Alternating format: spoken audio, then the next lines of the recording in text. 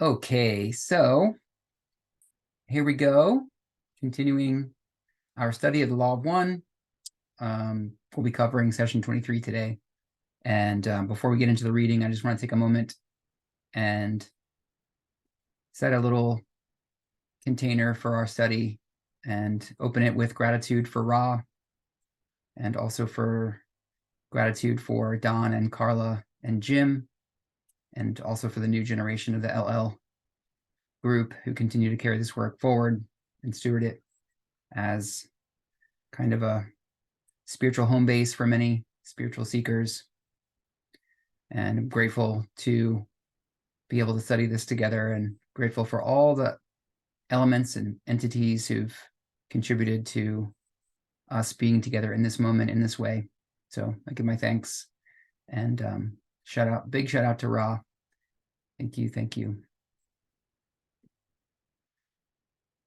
Okay, anyone feel like starting off with the reading, 23.0?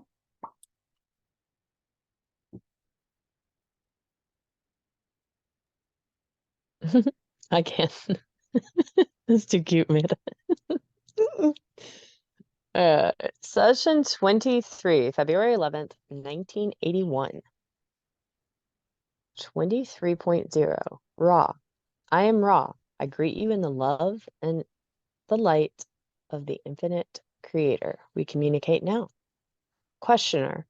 You were speaking yesterday of the first contact made by the Confederation, which occurred during our third major cycle.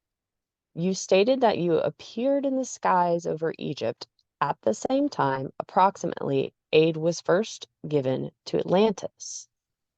Can you tell me why you went to Egypt and your, shall we say, orientation of attitude and thinking when you first went to Egypt?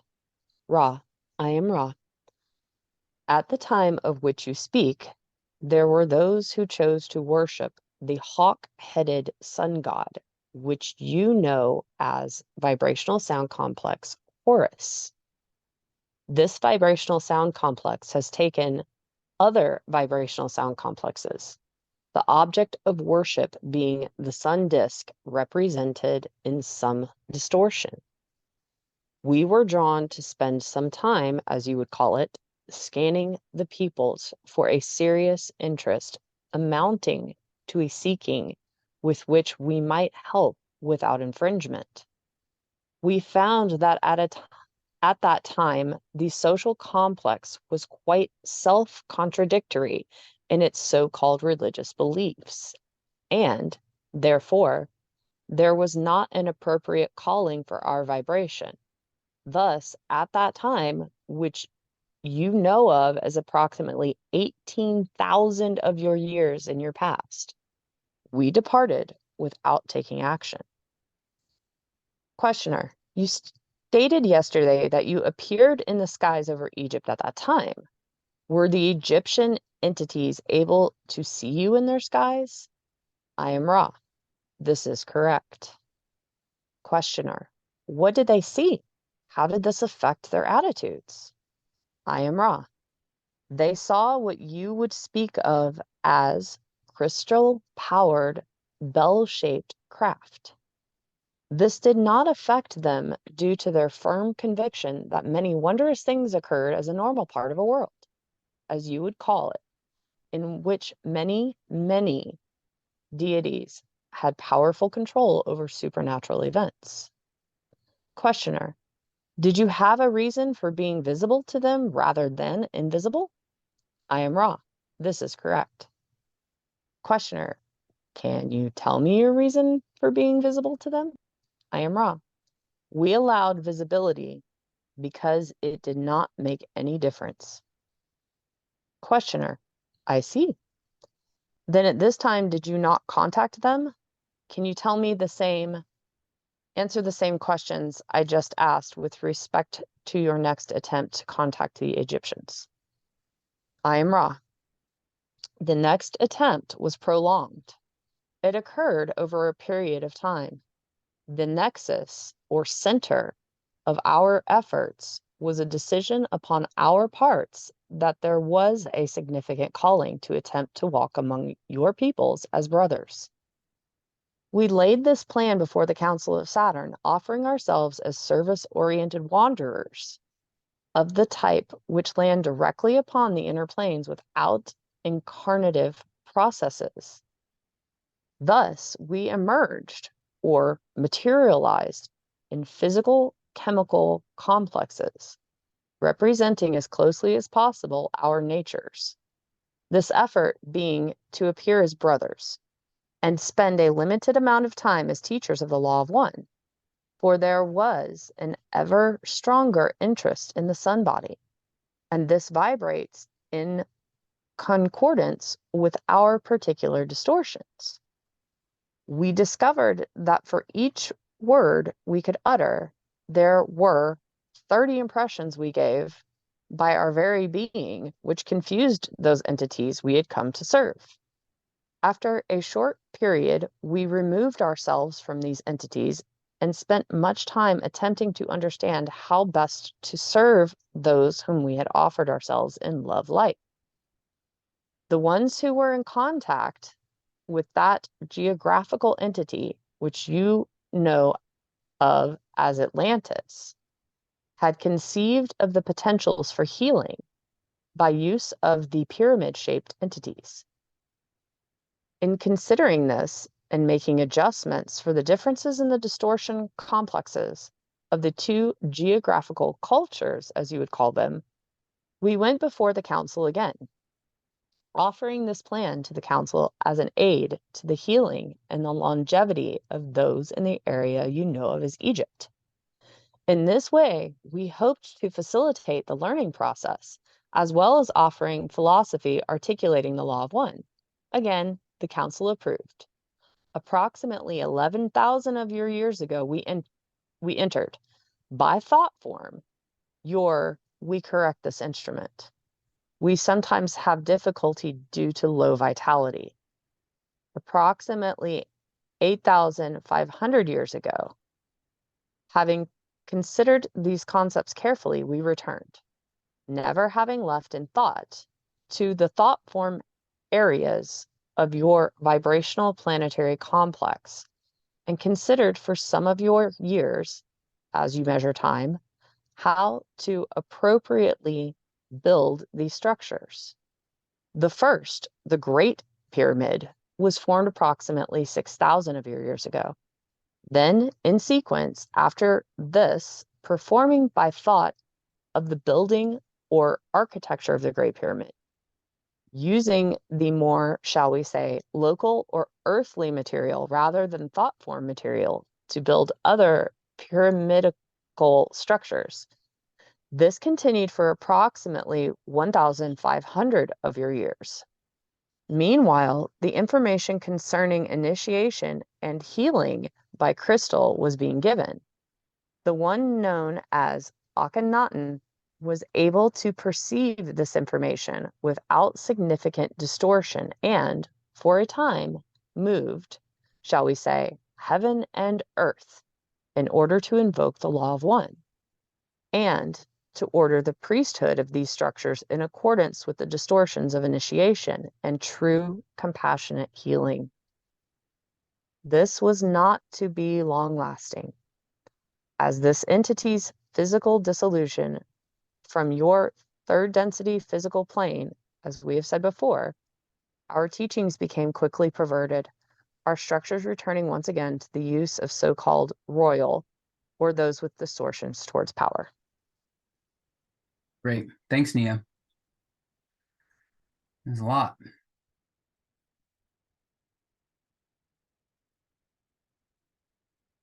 Yeah, so this is a review. They've already kind of given the highlights of some of this information in previous sessions, but Don's just circling back to kind of like zoom in a little bit or review.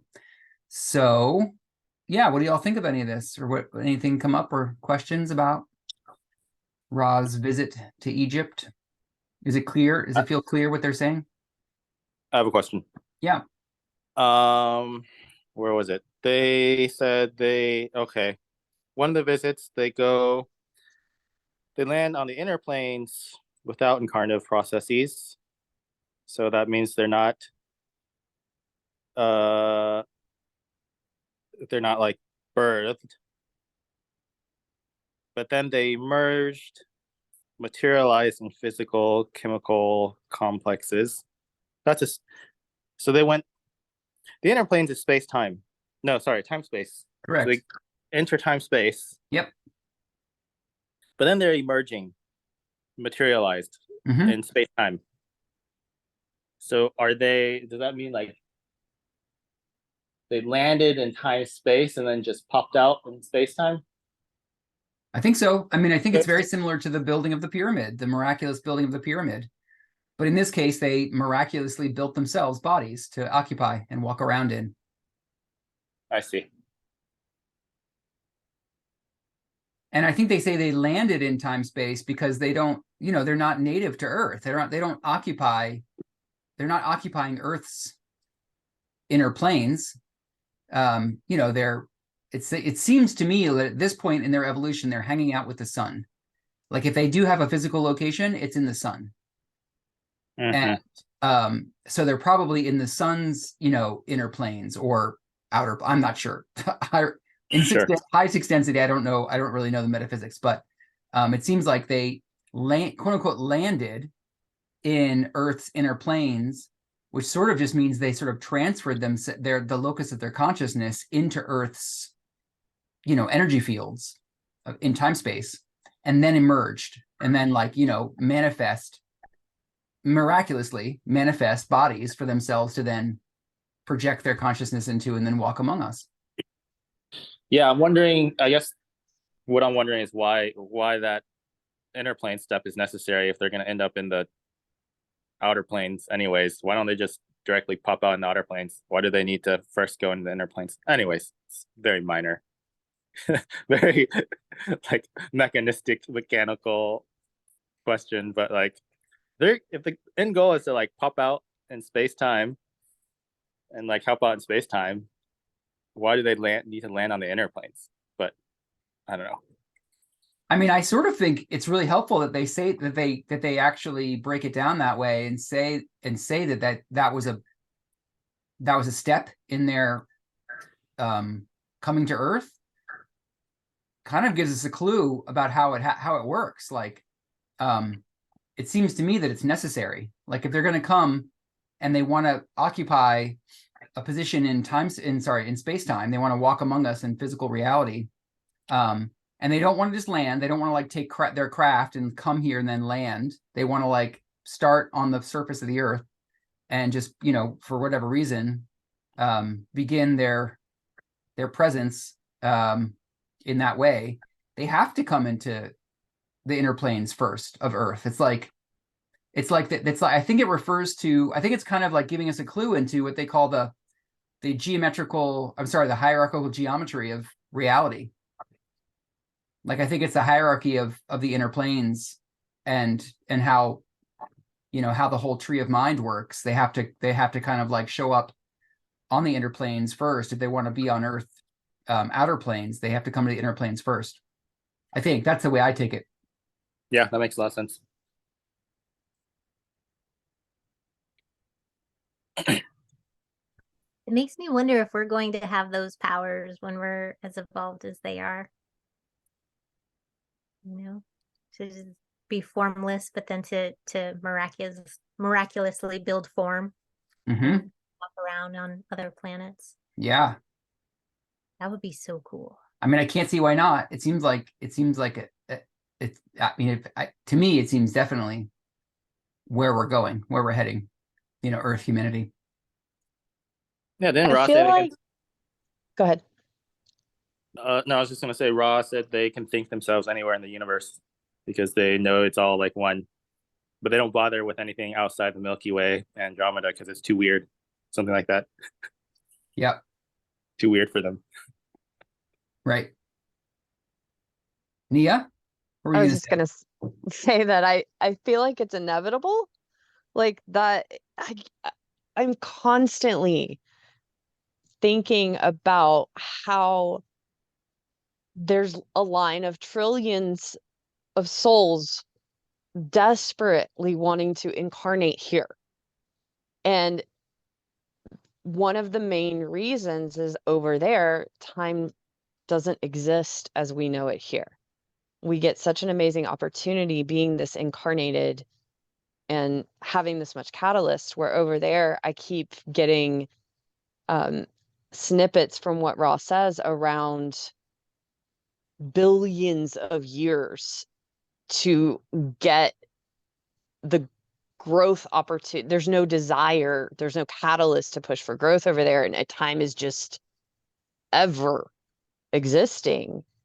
And I feel like what you said, Amanda, is like, that's inevitable. The flip side to that is they're wanting to have our experience and we're wanting to have their experience. And it's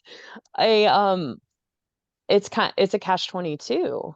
But when we're over there and we're like, oh yeah, it takes millions of years to emotionally grow in the way that we can do processing one instance.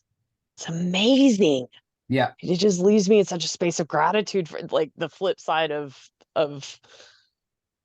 just being so grateful to have this, so that even a laugh can cause our human third density laugh, a burst of laughter can cause a heart attack in one of the Confederation entities. That's so mind-blowing. And I've chewed on that for quite a while now. And I'm like, oh, I start to get it a little bit in that way. Yeah, and one of the things that I want to just draw out of this is that, you know, in space-time, like, so we'll just say third density space-time, you know, we have this body complex. That seems like the key. That seems like the key mechanism that makes this such a rich and vivid environment. In time-space, there's no body. There are no bodies. We occupy the mind-spirit complexes. There's no sensing, there's no physical experience in time-space. And there's something incredibly significant and powerful and alchemical about occupying a body.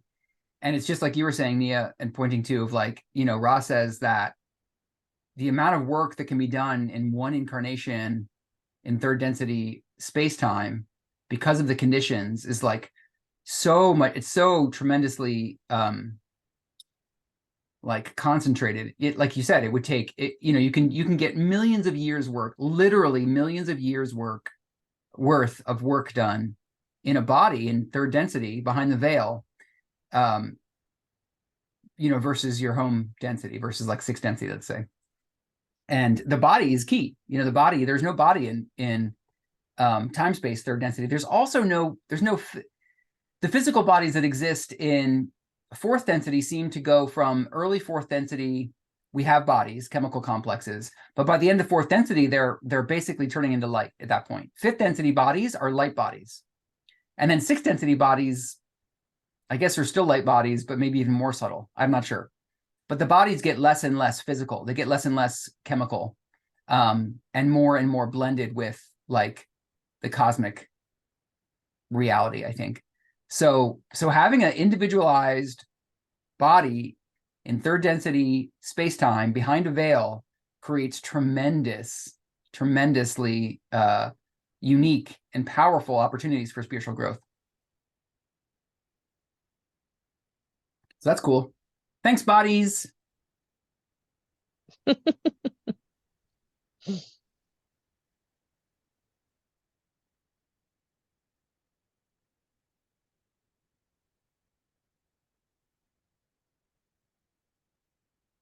Okay, so the review here is they came into the skies of Egypt.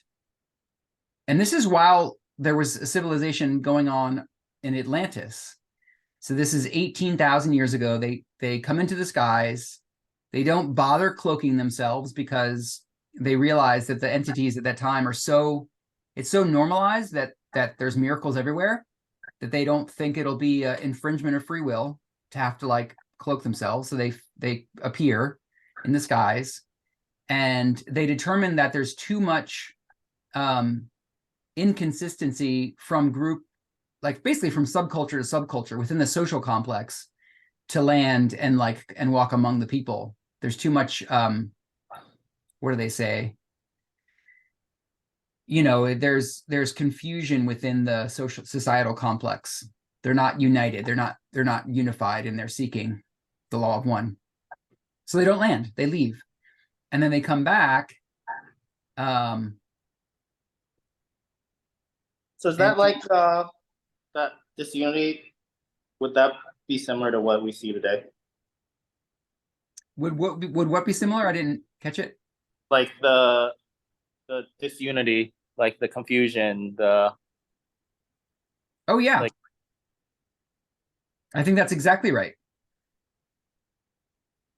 Of like, yes, you're sort of, I mean, like, I don't want to, talk shit about religions, but, like religions who like, yes, it's positive, but then there's still a lot of negative aspects, and or I don't know, maybe people will it's like people go to church for the sake of going to church. I mean, my sense is it's more disunited now than it was back then in Egypt. It's worse now, is what you're saying. It's worse now, I think. It's more disjointed. There's more directions of seeking that subcultures take. Like there's so many subcultures. There's so many like things that people are seeking. I mean, there's a spaghetti cult. The great flying spaghetti monster in the sky or something. It's probably a joke, but I don't know. Maybe for some people they take it seriously. Who knows?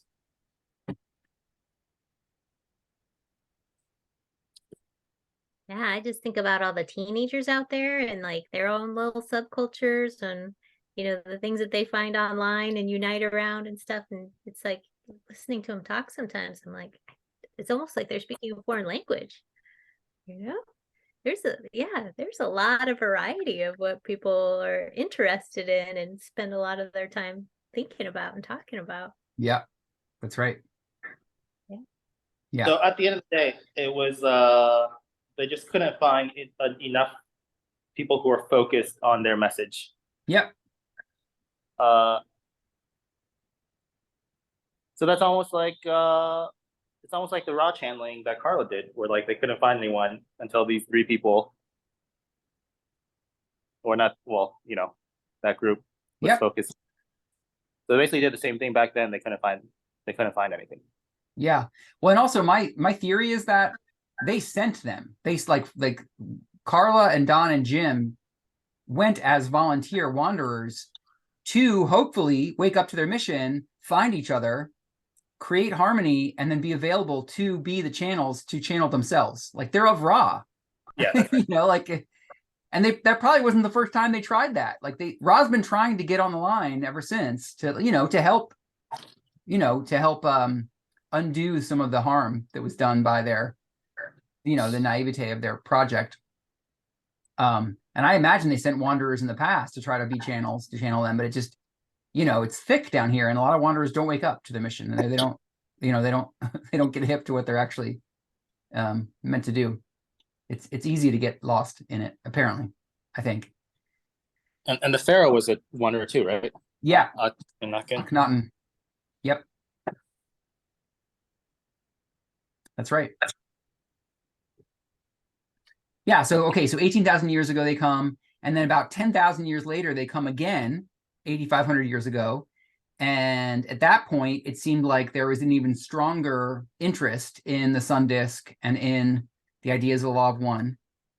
So they did materialize, they walked among us, but they found that it had a really mixed result. Like for everything they said, there was more questions created by their teaching than the teachings themselves. So it had kind of like a unintended consequence of confusing people. And so it seems like then they left because of that. And then it took them 2,500 years to think of like, all right, well, how do we help these people? And their idea was to miraculously create the pyramid, and then also to channel the teachings of crystal healing and of initiation using the pyramids during that time, over that long time period. So 6,000 years ago, they built the Great Pyramid, and then they worked with, they never clarify this, how they worked with the people to build using the more, shall we say, local or earthly material rather than thought form material. They built other pyramid structures for the next 1,500 years. So 6,000 to 4,500 years ago, they did pyramid work and also teaching the healing technologies of the pyramids. And Akhenaten was a key. I don't remember when his reign was in that time. It was very short-lived reign, but they basically were, I think they were channeling to Akhenaten. Akhenaten kind of declared the law of one, uprooted the polytheistic cult god system of the polytheistic religions of the time, declared the law of one, moved the capital, et cetera, et cetera. All these revolutions in Egyptian culture took place during his reign. But it was only like 17 years. Akhenaten was like pharaoh for like 17 years or something, very short period of time. And then once he was gone, everything kind of reverted back to how it was. But it's interesting that they say that the idea of the pyramid there was like this parallel. So it seems like this is referring to those three groups. There was the group there was Ra, who came to Egypt. There was a group that was a social memory complex that was visiting Atlantis, and maybe they were the original bringers of the pyramid, or the original people to propose it to the council. And then Ra was like, all right, well, they're working with pyramids in Atlantis. Let's see if this could be helpful to the Egyptians. And then later in this session, they get into the pyramid builders and the third social memory complex who brought them to South America. Yeah. Okay. Any other questions on any of that portion?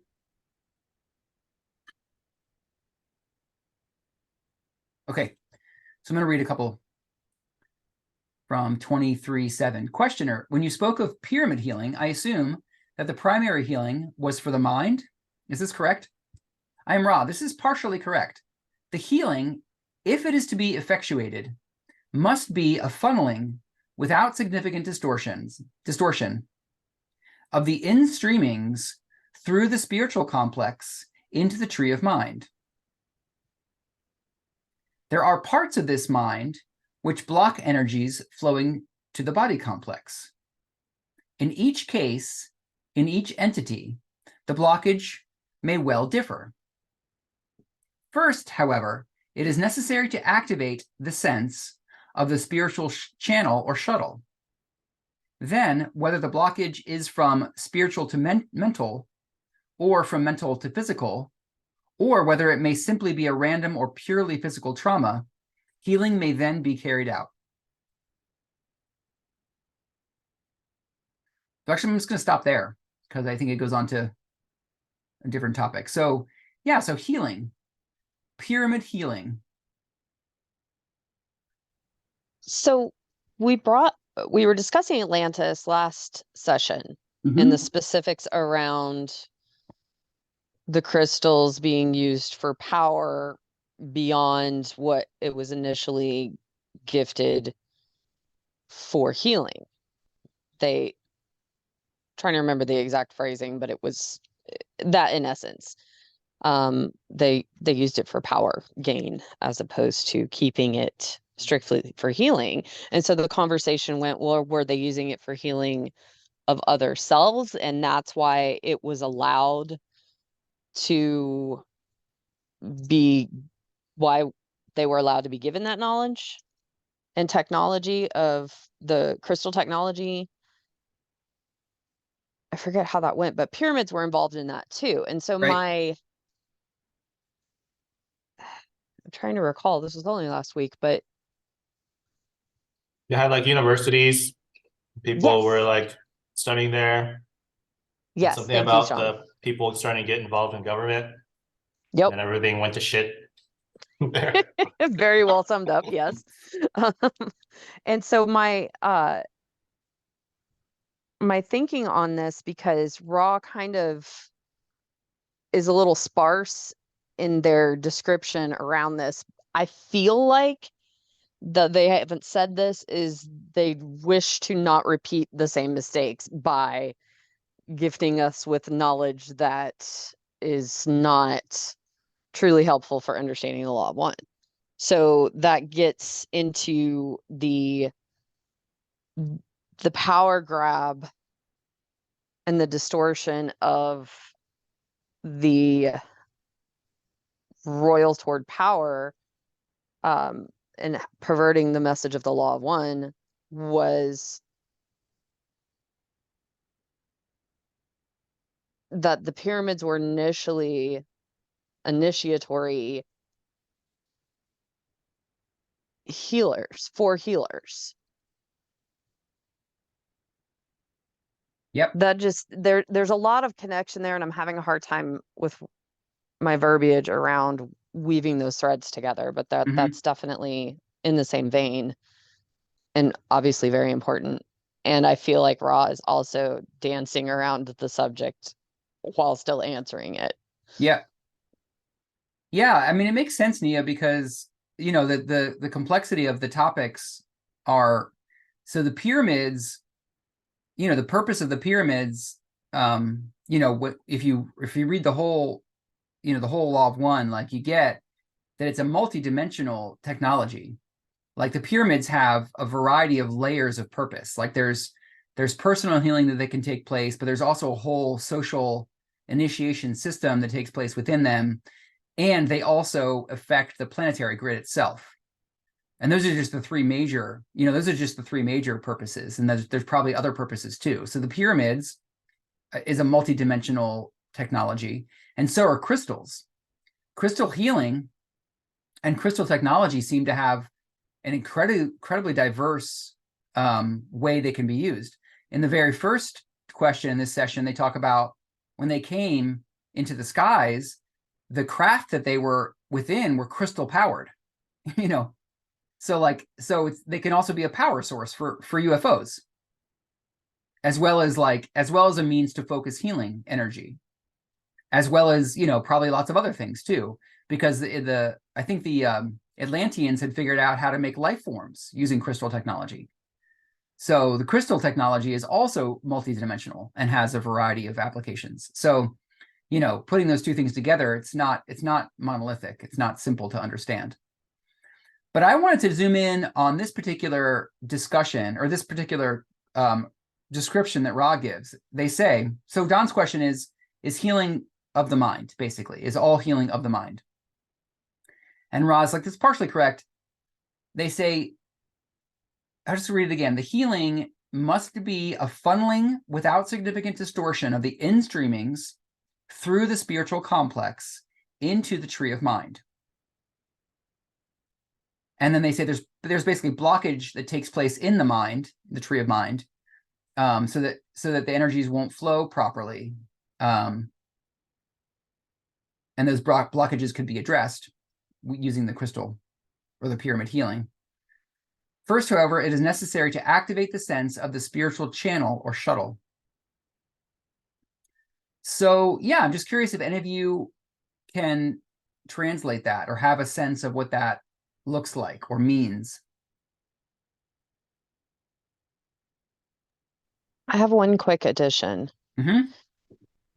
They have found and covered up that one pyramid in particular, I forget which one, I do not believe it was one of the three main ones, it was one of the sub pyramids, was actually covered.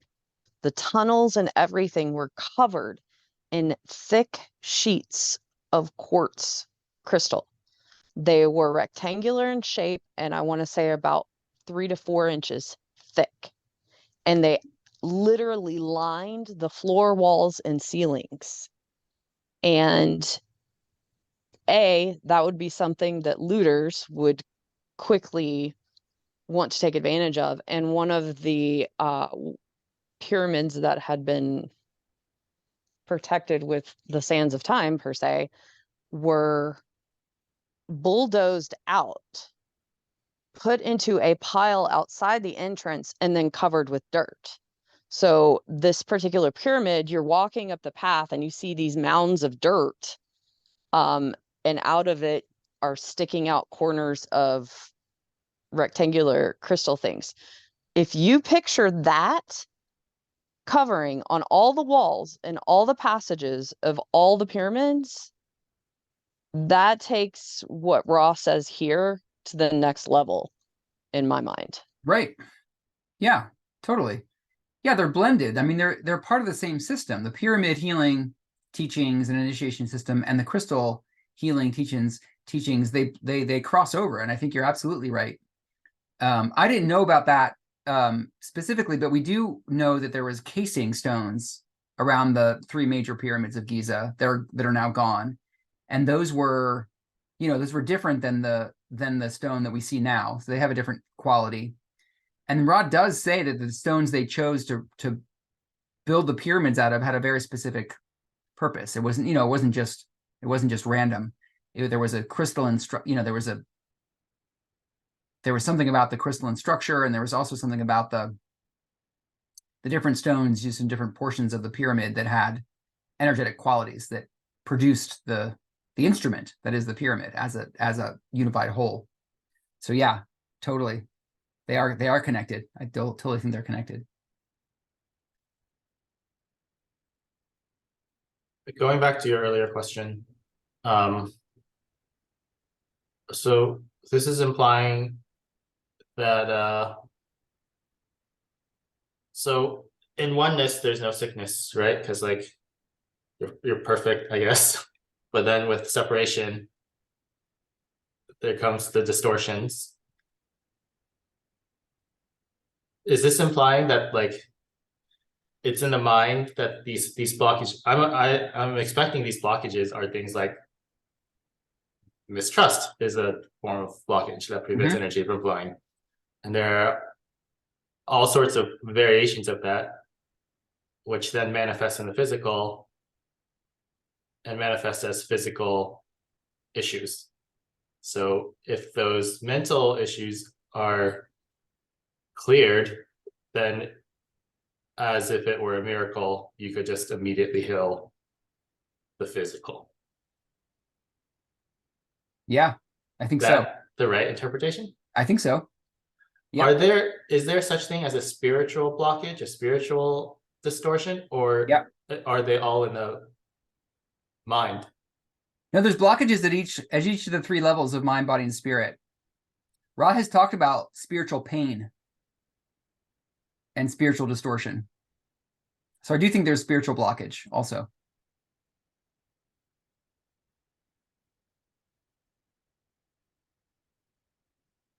And yeah, the thing that gets my attention the most out of this question is when they talk about funneling the healing energy without significant distortion through the spiritual complex into the tree of mind. So basically, just to be really direct about it, what is the distinction, or what's the difference between a spiritual complex and the tree of mind? Any thoughts about that? Or how do they relate to each other? Isn't the spiritual complex connect to the roots of the tree of mind? Right. Yeah. What do you mean? Like, what's the difference? Like, I don't know if any of you have a picture of this whole thing, but like, is the spiritual complex a portion of the tree of mind, or is it like? It's like the water that feeds the roots. Mm-hmm. At least that's how I picture it. Yeah. Okay. So, I mean, so funneling without significant distortion, the in-streamings. So this gets into the upward and downward spiral. Ra talks about this a lot, the upward and downward spiral. Would this be, they usually talk about the in-streamings. Maybe I'm not remembering it correctly. The upward spiral is what, comes up in through the red ray, the Malkuth, the whatever it's called. And then the spirit, our connection to God basically is through the crown chakra. So if we're talking about spirit complex, I guess they're talking about funneling from the top, funneling without significant distortions, in streaming through the spiritual complex, through the gateway to intelligent infinity, through the violet ray, through the 7th chakra, into the tree of mind, into the energy body of the human. I'm just kind of trying to like see if the visual that I'm getting is matching what you guys are getting about how this would work. If that's possible. Maybe it's a little too obscure, I don't know. So you're saying there's a relationship between, in a sense, like the in-streamings and downstreamings that's related to the chakras, right? Yeah. Do you think that the tree of mind is a completely separate, like it's unrelated to the chakras, as in like, I mean, like it's a different system is what I'm Well, I wondering. think that the chakras are kind of a microcosm of the tree of mind. The chakras are kind of our, kind of personalized energy body system that is like a leaf on the tree. The tree of mind is God's mind. It's the whole universe. It's the whole cosmos. In my understanding of it, the tree of mind is, we go from our own personalized chakra system, our own personalized mind, to the racial mind is the next step backwards, into the tree, and then the planetary mind, and then the solar mind, and then the galactic mind, and finally the cosmic mind. And that's the tree of mind. The tree of mind is a cosmic structure. Our chakra systems are connected to it and relate to it, but are a microcosm of it. They're much more localized. That's how I think of it.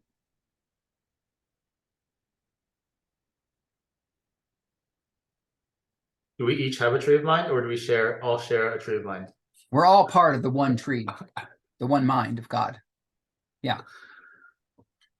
We each have our own energy system, our own chakra system that is individualized. But we each have our own spiritual. Okay, so what is this? What's being funneled again? What's something's going through this? What's going into the spiritual complex? Healing. Healing. Okay, healing. Okay. So that's what's going through first goes through the spiritual complex. The individual spiritual complex. Into our part of the tree of mind, the individual tree of mind. Yeah.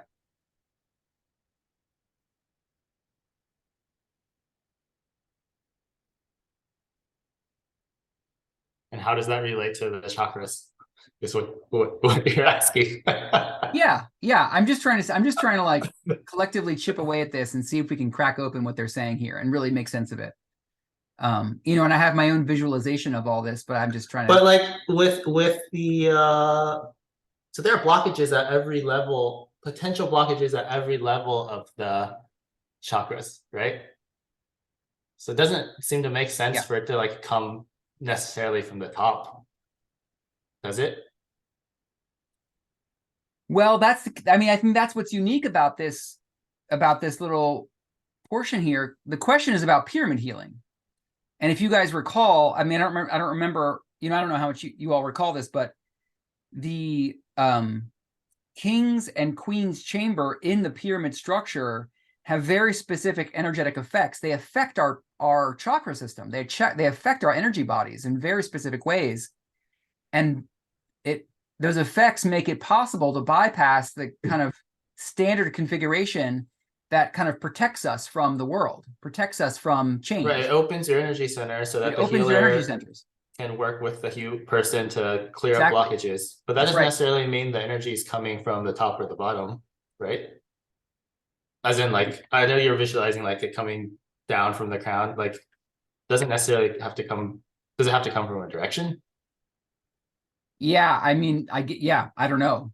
In the case of a healer, a crystallized healer working with a person to be healed in one of the pyramid chambers, the crystallized healer is representing perfect acceptance. Like what it means to be a crystallized healer is that they've accepted everything within their own experience. And so now they're available to offer that to other people. And it feels to me like this funneling without significant distortion from the top, from the violet ray, from the spirit complex is... But is the spirit complex the violet ray? I thought the violet ray is just the sum of the lower chakras. It's not, I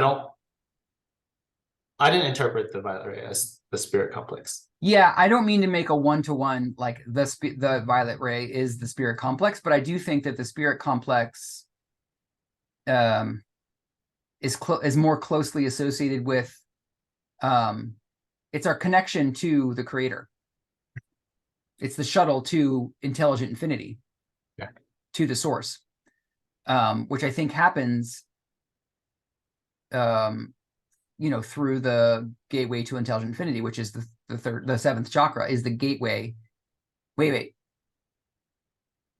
The sixth chakra is the door to the gateway. The seventh chakra is the gateway to intelligent infinity. So yeah, it relates strongly to the spiritual shuttle. Anyway, I don't know if we're getting off on a tangent. Maybe I'm just like, maybe I'm spending too much time on this, but yeah, it feels helpful to just try to like test our sense, our capacity to like make sense of what they're saying here. I've got one quick thing on that. Yeah. Rudolf Steiner drew a picture of a human like a plant, but upside down, where the head was in the soil and the feet were sticking up like the branches. I don't know why I cannot get that image out of my head while we're discussing this. Oh, that's so relevant, Nia. I want to see that picture. I've never seen that before.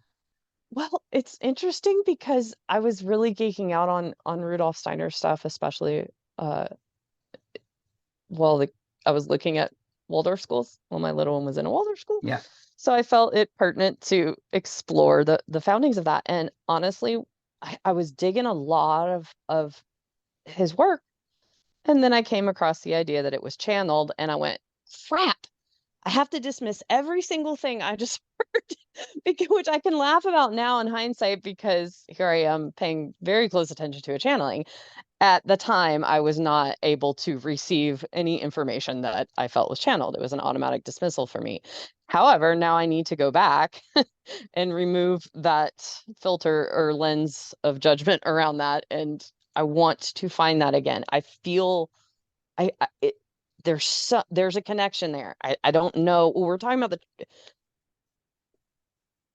the cosmic connection and Rudolf Steiner's visual of the head being literally at soil, like the neck was soil level. The head was the root and the feet were up in the air. And there was energetic, spiritual significance on levels that I don't know how yet, but they feel really tied to this. So I'm going to totally explore that. Well, feel free to share your explorations, because that's exactly the imagery I've been having as we've been having this conversation. I'm like, it's almost like our energy bodies are an inversion of how plants work or something like. Exactly. Yeah. Exactly. Thank you. Yes. I just dropped a link in the chat that I doubt is Steiner's drawing. It's not Steiner's drawing, but it is what comes up when I search for Rudolf Steiner drawing plant. Anyway, yeah, Nia, if you get any, if you find that image, drop it in the Telegram thread. Oh yeah, I have a quest now. I'm on it. Cool.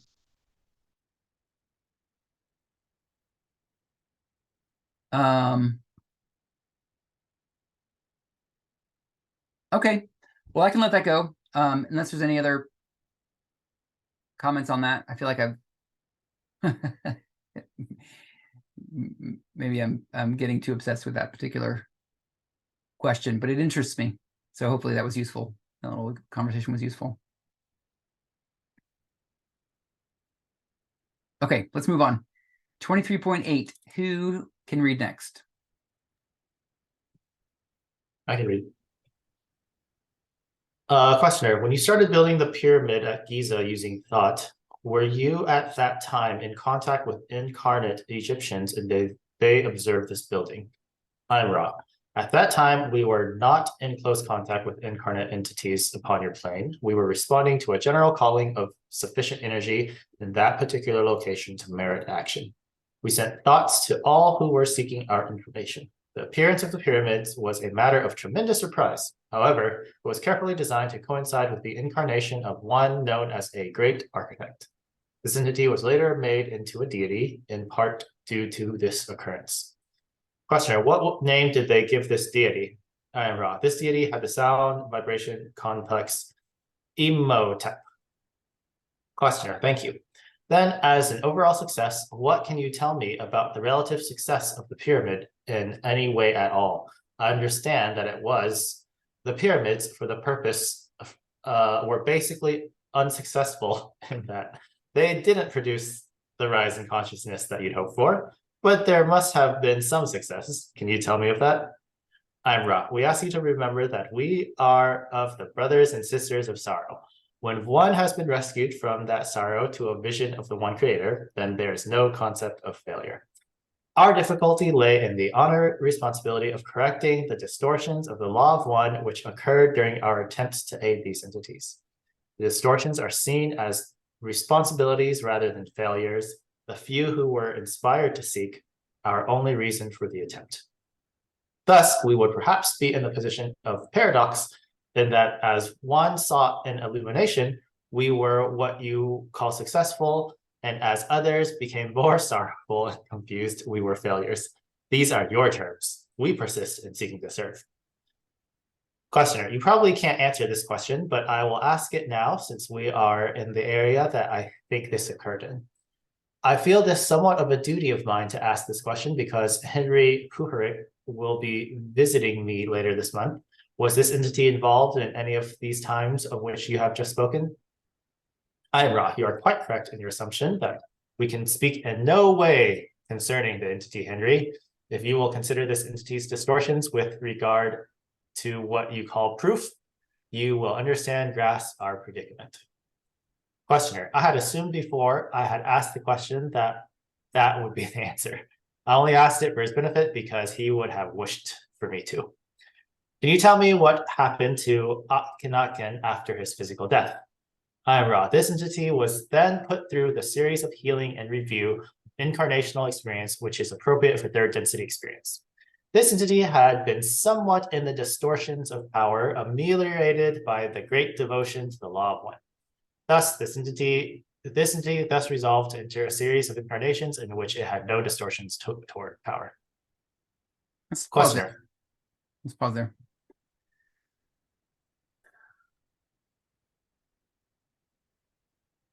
So a while ago, I looked up who Imhotep was. Yeah.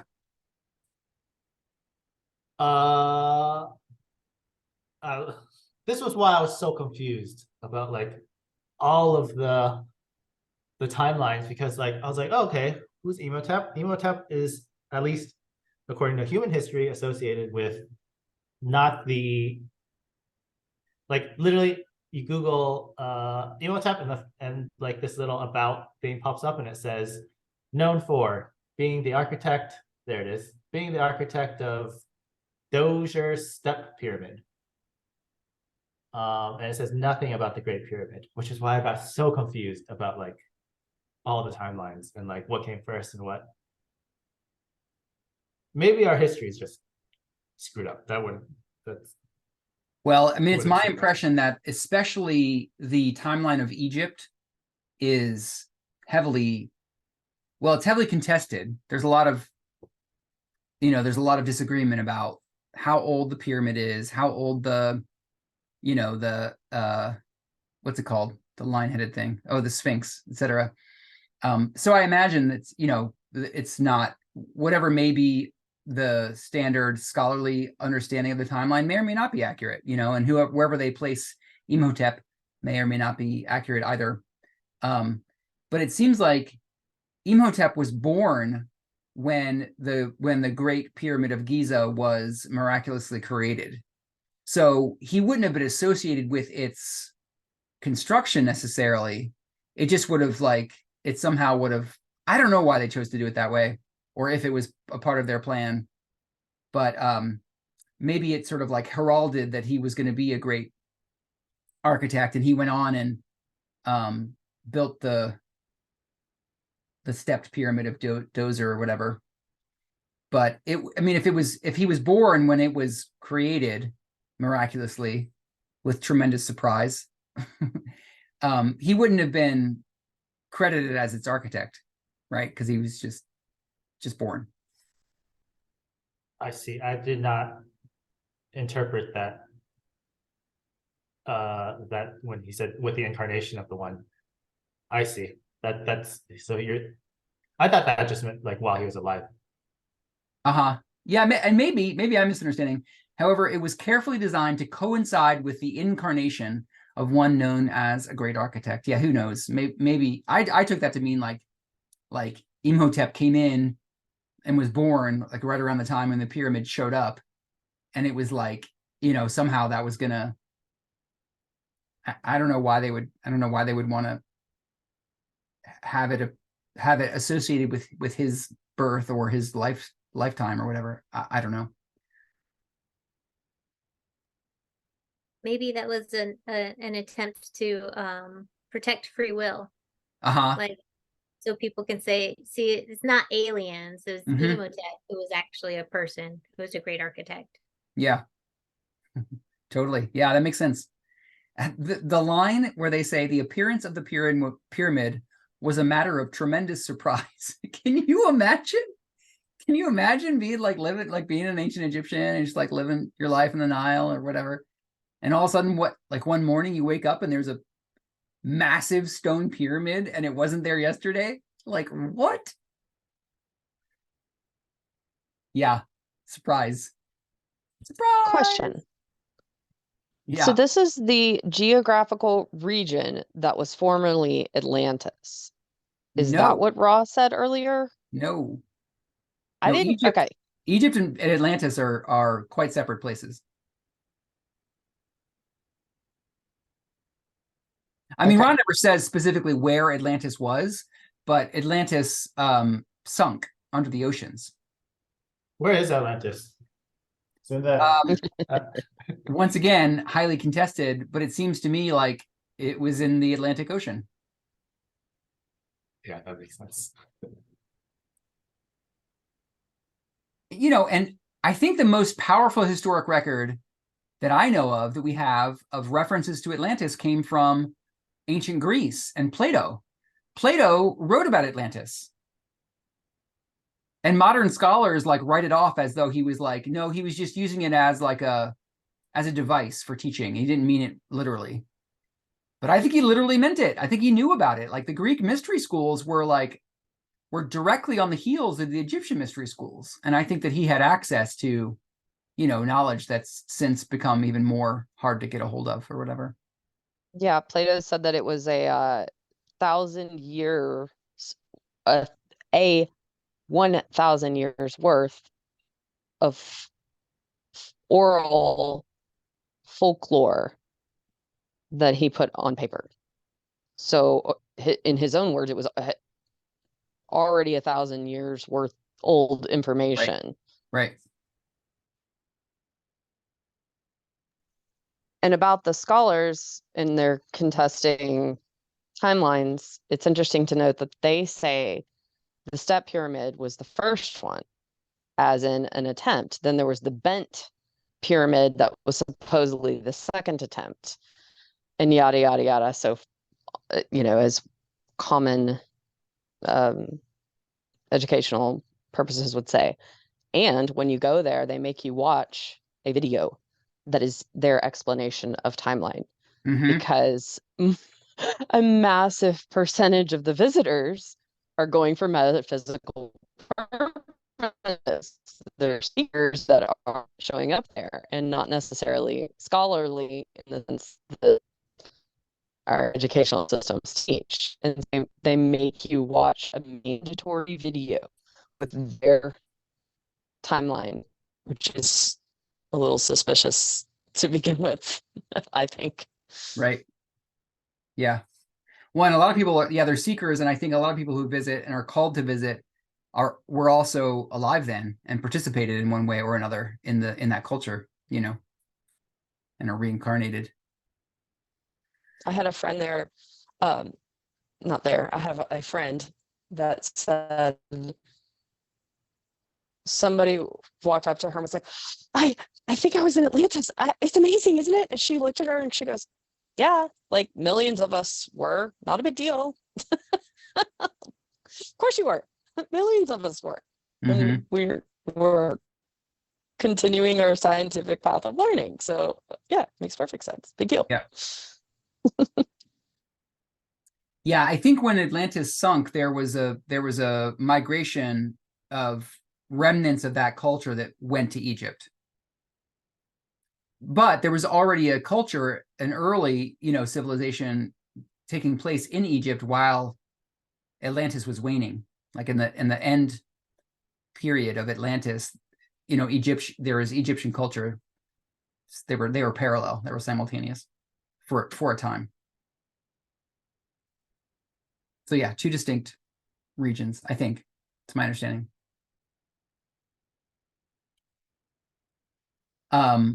In 2310, I find Ra's response to, like, was it a success? Tell us about the successes, and Ra's ability to speak to the paradoxical nature of success failure and how they don't see it as, you know, as either success or failure is really beautiful. You know, they just really, it's so humble too. They say, we ask you to remember that we are of the brothers and sisters of sorrow. When one has been rescued from that sorrow to a vision of the one creator, then there is no concept of failure. To help one is to help all. To serve one They is call it a responsibility, which is nice. Yeah. In a sense, it's like they come and they help, and like some of them get it, but the ones who haven't gotten, they're just still working on it. I think that's how they view it. Yeah. And that's what they said, right? They're gonna stay until all the distortions are cleared. Yeah. That makes me think of the Bodhisattva vow again. Totally. I love it. Yeah, totally. I mean, I think it's got to be connected. The Bodhisattvas, and like the brothers and sisters of sorrow. I mean, I don't know if they're saying the same. I don't know if they're the exact same thing, but they seem pretty connected. As long as one is still here suffering, they will not, I was going to say we, because the first time I read that vow, I got goosebumps broke out over my entire body. It had a reverberating effect as if a gong had been struck, that even though it was the first time I had read that, it was so familiar to me that I knew that I had also taken that vow at some point. And the idea is continue to return until everyone is saved, so to speak. Yeah. Right. Yeah. So powerful. And the other thing that I get out of this is that, like, they're just being authentic. Like, they're not making it up. Like, this is their experience. You know, they're just trying to communicate as clearly as possible how they see things. You know, the few who are inspired to seek our only reason for the attempt. I mean, it's just where they're at. It's just what the nature of their experience in late sixth density is like, because they, I mean, they're well beyond realizing that they're a planetary self. They're well beyond realizing that the whole solar system is a single being. Like they're very close to the end of the game, and they just know that it's all them. And so of course they would try to ease the suffering of those who are living in sorrow and are obscured from the truth of oneness or whatever. Anyway, it's an inspiration. It's definitely setting a high bar, but it's an inspiration to me.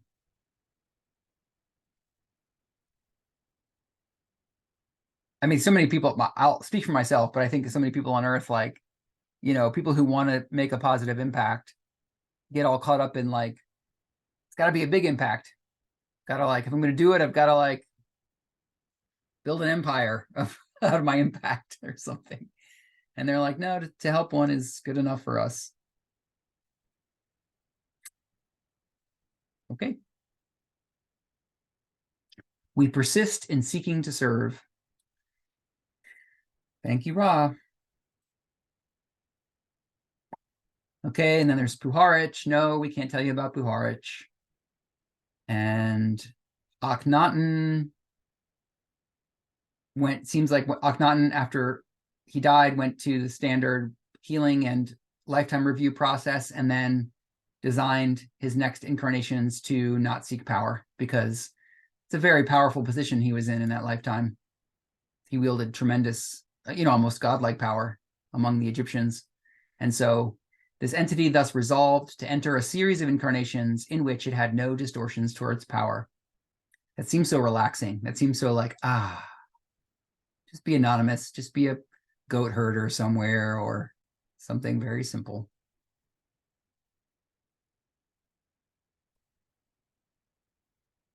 Okay, 2313, unless there's any questions or comments on any of that. Okay, let's keep going. I can read. Yeah, great. Thanks. Yeah, I'll take my turn. Thank you. Can you tell me what the average lifespan was at the time of Akhenaten for the Egyptians? I am Ra.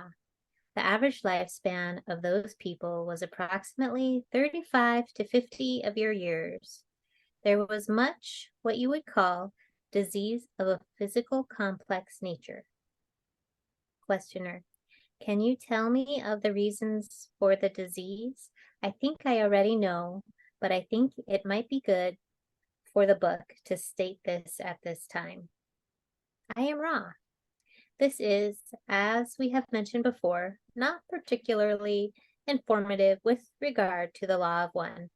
However, the land you know of as Egypt at that time was highly barbarous in its living conditions, as you would call them.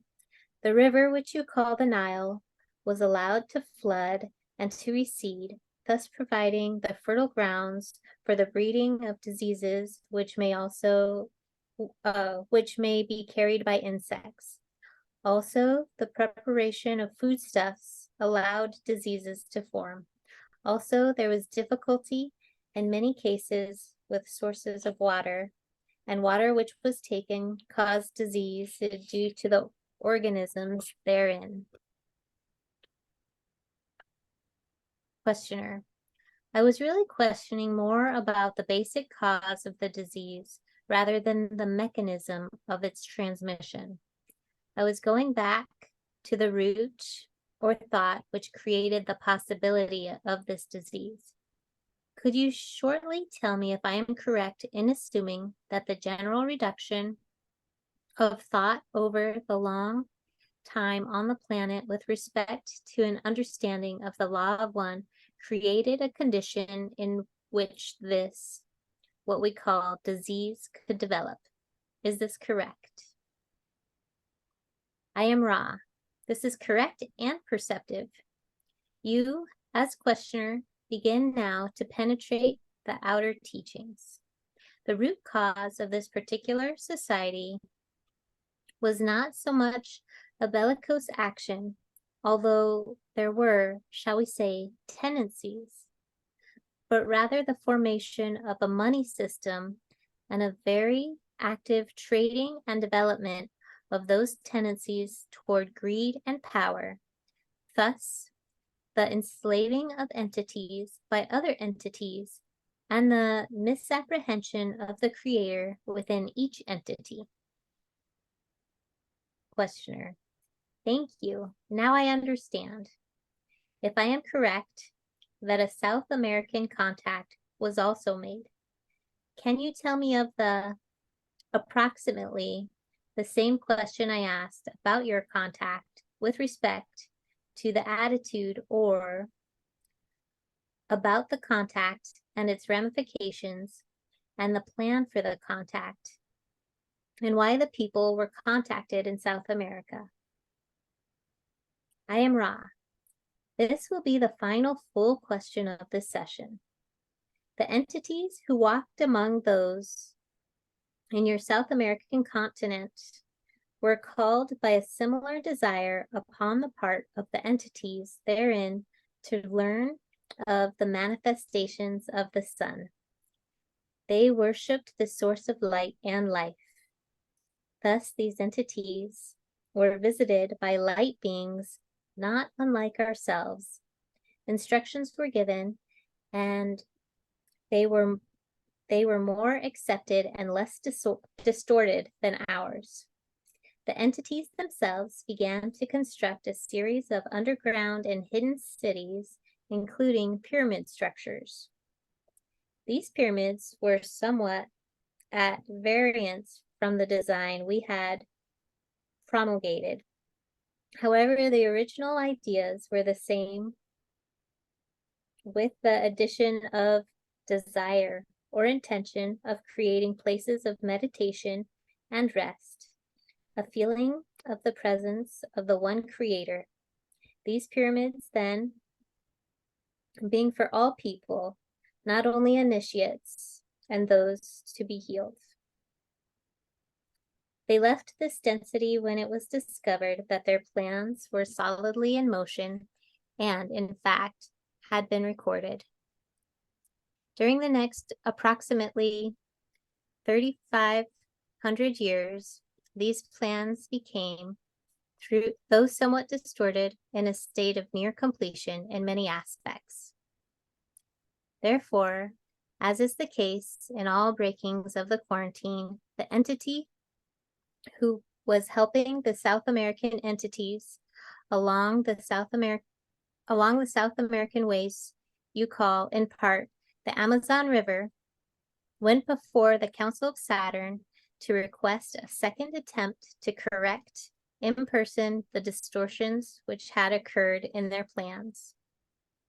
This having been granted, this entity or social memory complex returned, and the entity chosen as a messenger came among the peoples once more to correct the errors. Again, all was recorded, and the entity rejoined its social memory complex and left your skies.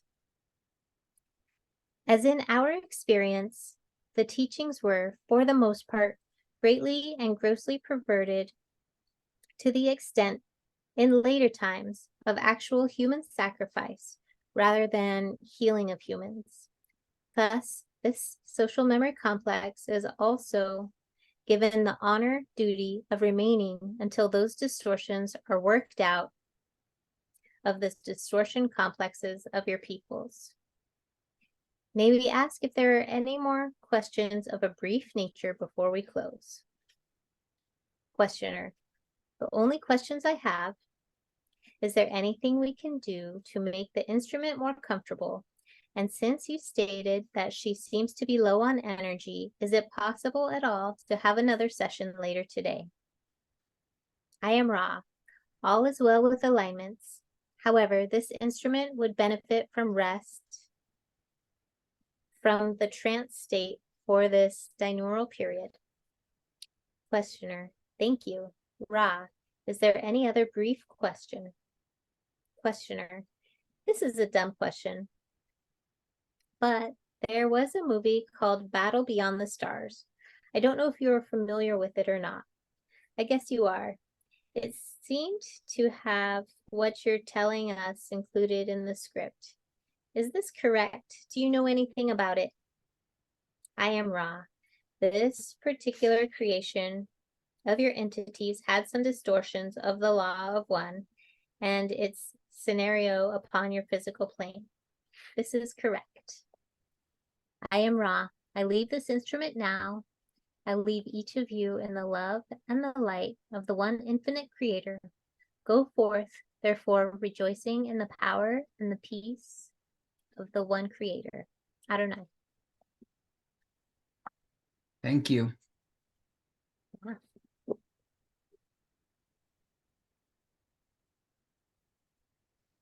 You've watched that movie, haven't you, Aaron? No, but Simply now I because want it was to. I mentioned totally in want the to watch section. it. Okay. I just I pulled was it like, up on IMDb. I don't care what it says. I'm gonna watch it. Totally. It's too It much. looks totally like a B, what's it called? B movie or something. It looks somewhat low budget, but maybe not.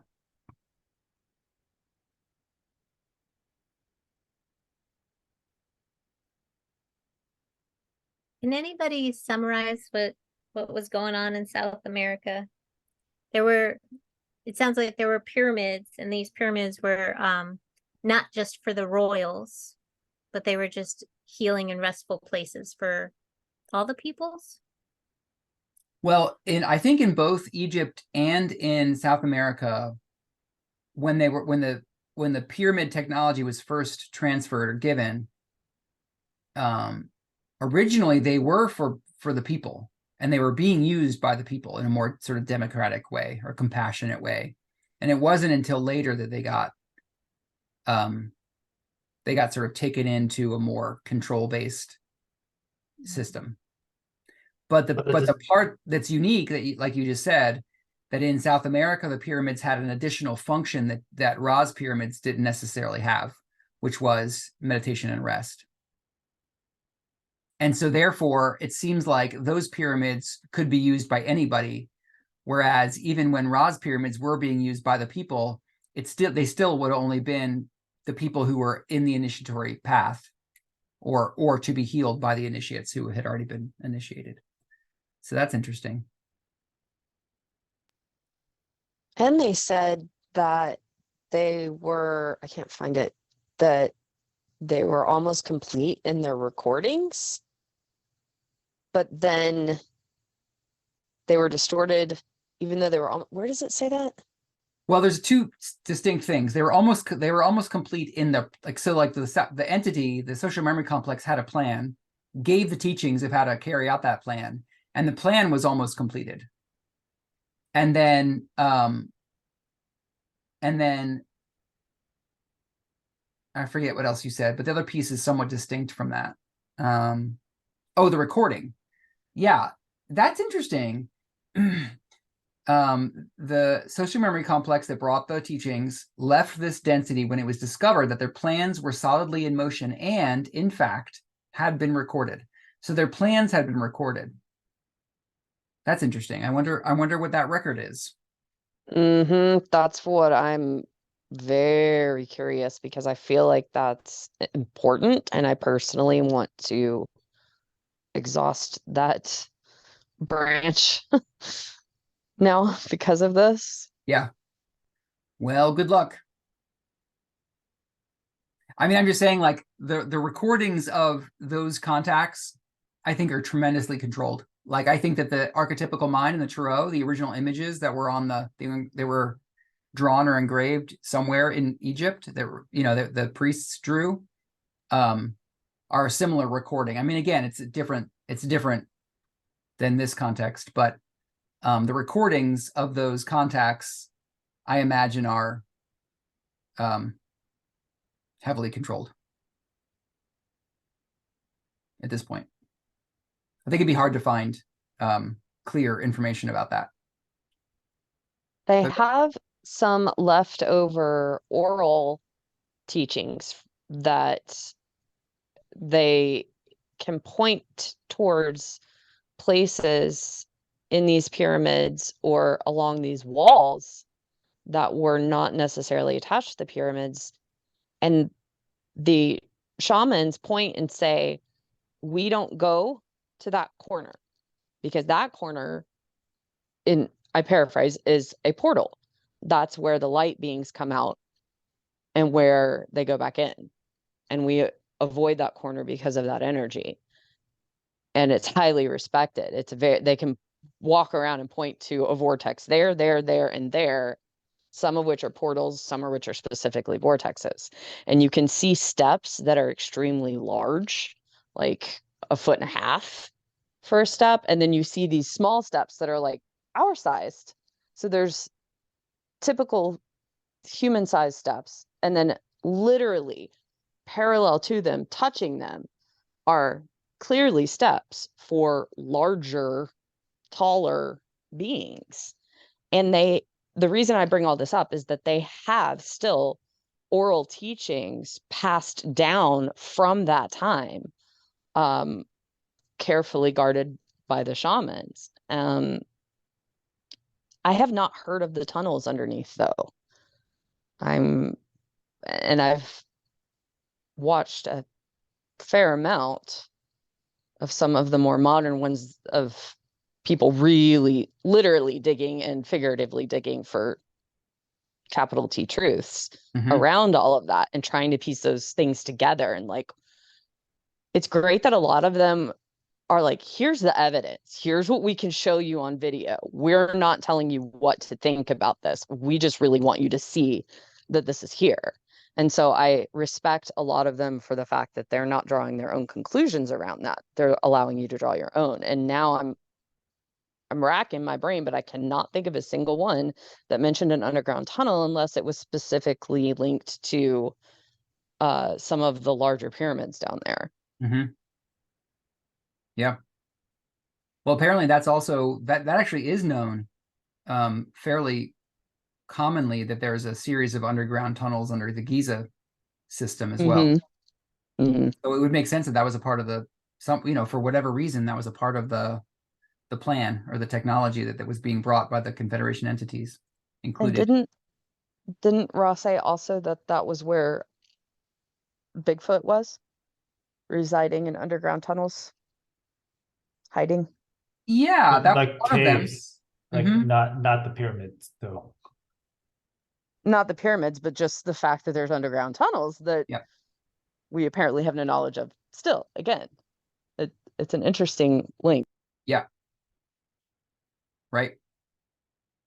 Well, this is not from Ra or the Law of One, but it does come up that when you start getting into the idea of inner Earth civilizations or underground cities, that all the ET races know that that's the most stable portion of a planet in terms of being able to survive cataclysms and survive the kind of changes that planets go through in long arcs of time, that to have civilizations anchored underground is a really stable way to preserve cultures. So that's interesting.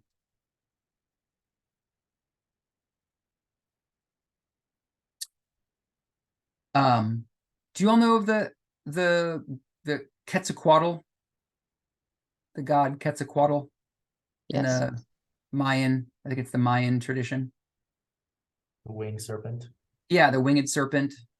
Benevolent winged serpent. Yeah, somewhere along the line, I developed a hunch that Quetzalcoatl may be their name for the social memory complex, or for the entity who came.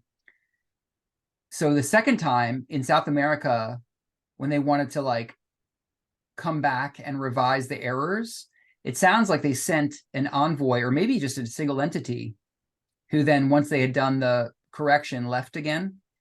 And I kind of feel like that might be Quetzalcoatl. I mean, I don't know. And I also don't know, like, what, does that matter or whatever? But anyway, it just has occurred to me that it's possible that Quetzalcoatl may be related to the social memory complex that came to South America. And I wonder who that was. Like, which social memory complex was that? Was it of this solar system, or was it from a different star? And I also wonder who the social memory complex that came to Atlantis was. These questions. But that complex that came was part of the Confederation, yeah. And they're to teach Law of One as well. Yeah. I imagine all three were sixth density, like the Ra group, the Quetzalcoatl, whatever, the group that visited South America, and the group that visited Atlantis. I don't know why, but somehow I just imagine they were all sixth density entities.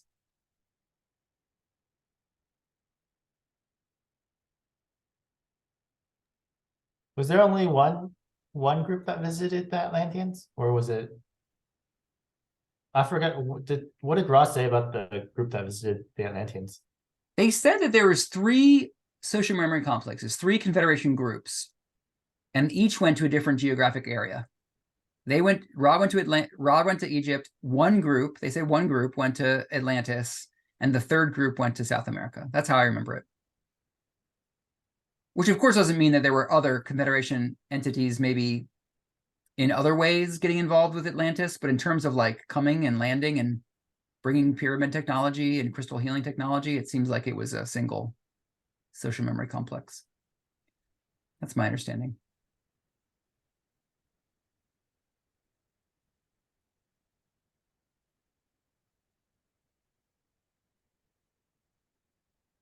It does kind of feel to me like, in a way, and Nia, this speaks to your curiosity about those records. It almost does feel like there may be more, it might be easier to discover kind of, pathways to the ancient past of what happened in South America than it is in Egypt. Because it's like, in some ways, Egypt and what happened in Egypt and the outcome of that is sort of more central or more known about, or somehow it's more controlled. It feels like, ancient Egyptian lore like shows up all over the place. It shows up in so many different aspects of history and culture. And I mean, South America and the ancient cities of South America, pre-Columbian cities, are definitely well known, but it feels like they're still clothed in mystery and they're still wild or something. Like they haven't quite been controlled or domesticated in the same way that the Egyptian, museums and pyramids have or something. So I do feel like instinctually you might be able to go down to South America and like really get some direct lineage contact to what happened then in a way that does feel different than Egypt. Do you all know what I'm saying? Like Egypt just feels so controlled. Egyptology and the whole thing about the pyramids feels so controlled. And apparently there's still cities, ancient cities in South America who have yet to be even like surveyed. Like they've been like taken back into the jungles and they know they're there, some of them, but they haven't been uncovered. Like they're basically still intact, underneath of whatever, all the growth that's happened over thousands and thousands of years. So it feels like there's still kind of like these uncharted mysteries to be discovered and solved there. True. The last 5 years alone of what it's LiDAR technology, but I forget there is a satellite archaeology basically where they're just studying and that penetrates the trees and the jungle that's taken over. And they're like, y'all, there are miles upon miles and cities upon cities. And we don't say villages or towns. We're talking cities of significant structure that they're literally uncovering left and right, including a miles long wall of paintings of totally extinct animals that we see in the Ice Age, like mammoths, all the way down there in the Amazon. And the second thing I want to say on that is there's this whole movement around cultural appropriation.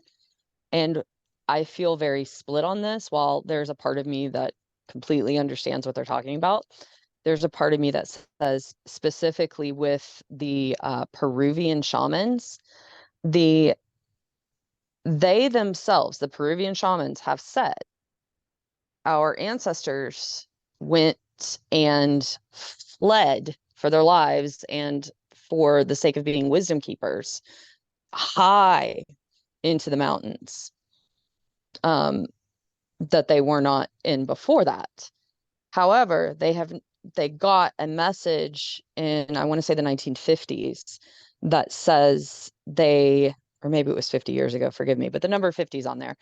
And they said they were distinctly told that the West is sick and it was time for them to come down from the mountains and spread the knowledge and the wisdom that makes me, maybe I'm grasping at straws here, but that makes me feel like there's a connected thread like a legitimate lineage of those times and what we were just discussing that Ra was bringing up, into the idea that they go up the mountains, are guarding this knowledge, and then they got the distinct message, okay, time to bring it back to the people and spread this out. And that's why the Peruvian shamans are very actively training, quote unquote, white peoples right now, in the hopes that the white person can now spread that knowledge. They're like, the world is sick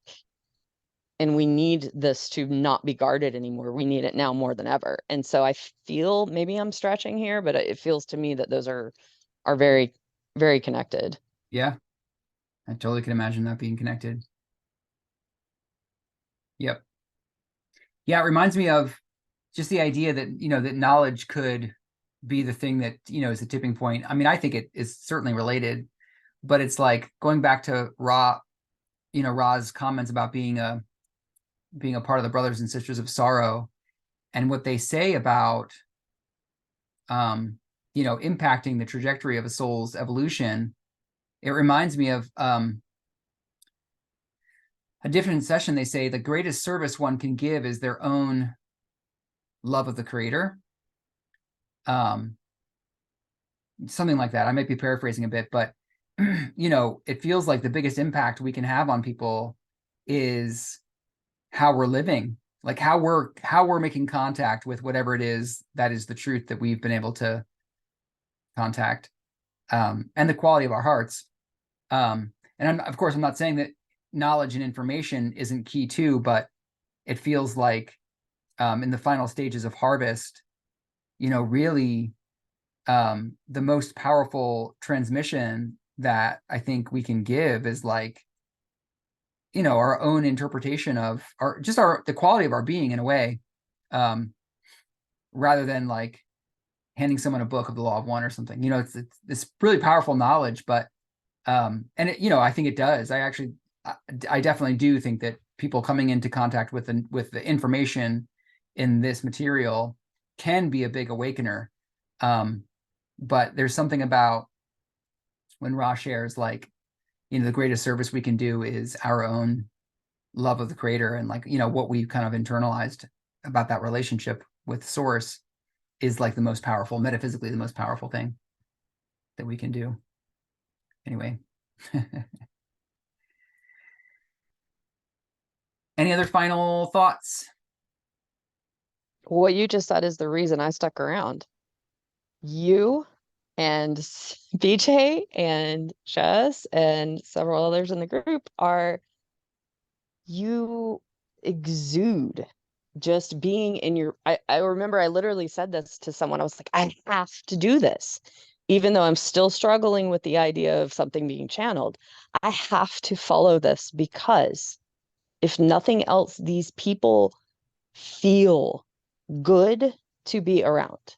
There is something I feel in alignment when I'm with you guys and gals. I feel better. I feel like my chakra system's in alignment. Like we're patterning our vibration, our frequency, our pattern of just being ourselves exudes that. And that in and of itself was such a draw that even though I was on the fence initially, I knew that I had to move forward in this direction. And I won't even exaggerate at all. Legitimately, that was what made me follow my intuition towards this path, was physically being in y'all's presence. Oh, shucks. I'm not even joking the slightest bit. You absolutely exude, for lack of a better term, authentic, positive vibrations. And it makes an absolute difference. Well, I'm glad to hear that, Nia. Thanks. I do strive to accept people where they're at, no matter what. So, all right, moving on to other topics. It's a little uncomfortable, but thanks. I appreciate the reflection, Nia. That's nice. I do remember your skepticism in the very beginning. You're like, well, I don't know about this Ra character. I'm sure this isn't a negative thing going on, psyop. And you stuck with it, and here you are, showing up regularly. So thanks, Nia. Glad you're here. Glad all of you are here. It is a joy. It's a joy to be swimming through these deep waters. Thanks, everyone. We did it. We made it through another session. So until next time. Thanks for being so awesome and loving and amazing. Thanks, everybody. Love y'all. You guys. Bye-bye.